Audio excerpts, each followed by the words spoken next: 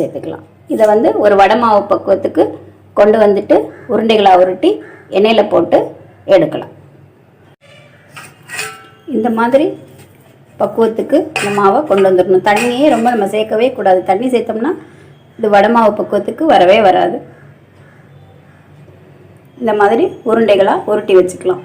நான் 100 கிராம் கறியில் தான் இந்த கோலா உருண்டைக்கு கறியை எடுத்திருந்தேன். இதில் ஒரு 20-25 உருண்டை அளவுக்கு கிடச்சிருக்கு.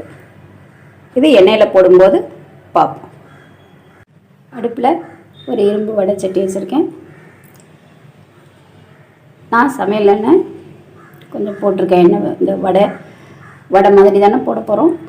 அந்த உருண்டைகளை போடுறதுக்கு கொஞ்சமாக எண்ணெய் ஊற்றிருக்கேன். நீங்கள் என்ன சமையல் எண்ணெய் வச்சுருக்கீங்களோ அதை யூஸ் பண்ணிக்கோங்க.